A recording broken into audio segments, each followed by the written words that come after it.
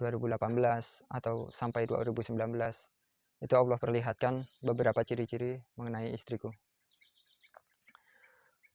Dalam catatan masa depan bagian 1, 2, dan 3 yang aku tulis di Facebook, itu takdir yang Allah perlihatkan pada tahun 2017. Sebenarnya harusnya itu bukan menjadi catatan bagian pertama. Harusnya ada takdir yang lain yang aku tulis menjadi bagian pertama, tapi aku tulis malah menjadi bagian ke-20, dan ada juga yang aku tulis tanpa mencantumkan bagiannya. Pada tahun 2017 Allah perlihatkan beberapa ciri-ciri calon istriku, dan aku tulis dalam catatan masa depan bagian 1. Lalu ciri-ciri yang lainnya lebih lengkapnya aku tulis dalam catatan masa depan bagian 24. Ciri-ciri yang aku tulis dalam catatan masa depan bagian 24 itu ialah ia berwatak seperti Sri, berparas seperti sinar, seorang yang gemar menjalin silaturahmi, berumah tanpa pelataran yang luas, yang amat penyayang kepada anaknya, yang berpakaian tak sepantasnya dikenakan oleh seorang muslimah. Bukan seorang yang materialistis namun logis, memiliki tetangga yang berpelataran luas. Dia wanita yang tegas, cerdas, bijak. Itulah ciri-ciri calon istriku yang Allah perlihatkan kepadaku. Dan di video kali ini aku juga ingin mengucapkan terima kasih kepada orang-orang yang berbaik hati untuk mengenalkan wanita yang baik, lagi cantik untuk menjadi istriku. Tapi maaf jika setiap yang dikenalkan aku tolak, bukan karena dia kurang cantik atau kurang baik, tapi karena Allah telah menetapkan seorang wanita untukku. Semestinya aku tidak mengucapkan permintaan maaf atau terima kasih melalui video. Seharusnya aku tidak mengucapkan permintaan maaf atau terima kasih ini melalui video. Harusnya aku menjelaskan secara langsung, namun aku pernah mencoba menjelaskan secara langsung. Tapi tetap saja, teman atau orang yang ingin mengenalkan wanita baik itu tidak percaya dengan takdir yang aku sampaikan.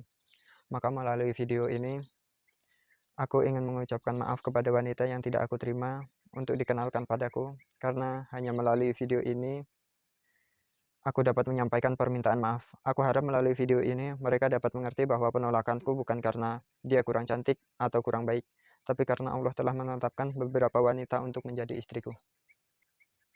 Dan yang Allah tetapkan menjadi istriku itu bukan satu, lebih dari satu. Maka ketika ada wanita yang mendekat yang aku merasa ini tidak ditetapkan menjadi istriku, aku berusaha menolaknya karena khawatir ketika aku menerimanya nanti dia tidak mampu untuk bersamaku, karena ternyata takdirku tidak hanya menikahi satu wanita.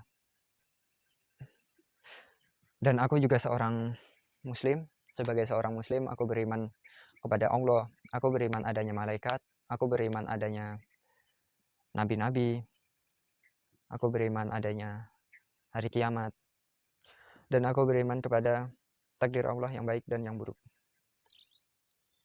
Dan aku beriman terhadap kitab-kitab Allah, baik kitab terdahulu sebelum diutusnya Nabi Muhammad SAW, dan kitab yang ditulis saat Nabi Muhammad SAW menjadi nabi, yaitu Al-Quran, dan kitab yang ditulis 200 tahun setelah Hijriah, dikenal dengan hadis-hadis Nabi. Dan salah satu hadis Nabi yang menjadi petunjuk tentang akhir zaman yang ditulis dalam manuskrip yang berjudul Salam Wahar fi Akhir Zaman Arab. Mengenai kitab Salam Wahar fi Akhir Zaman Arab, aku mengenal kitab itu melalui video YouTube ketika aku nonton YouTube yang konon ditulis sekitar 200 tahun setelah Rasulullah wafat. Ketika aku mendapat penjelasan melalui video mengenai kitab itu, aku pun meyakini bahwa kitab itu benar dari Rasulullah.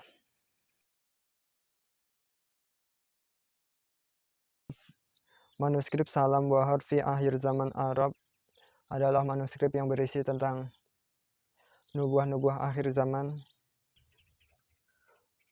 Dan dalam manuskrip Salam Wahar fi Akhir Zaman Arab disebutkan perang akhir zaman adalah perang dunia, yakni kali ketiga sesudah dua perang sebelumnya. Banyak sekali yang mati di dalamnya. Perang dikobarkan oleh seorang laki-laki yang merupakan kucing besar di negeri gelas dan mahkota di kepala. Sementara perang kedua dikobarkan oleh seorang laki-laki yang nama panggilannya adalah Tuan Besar dan seluruh dunia memanggilnya Hitler atau Al-Hir atau Hitler. Abu Hurairah menjelang wafatnya berkata, dalam rangkaian hitungan hijrah sesudah 300 tahun, dan mereka mengikat perjanjian, yang di situ Raja Roma melihat bahwa perang semesta dunia pasti terjadi. Allah menghendaki terjadinya perang, dan waktu tidak berjalan tanpa perjanjian dan perjanjian. Lalu berkuasalah seorang laki-laki dari negeri yang bernama Jerman, bernama Al-Hir.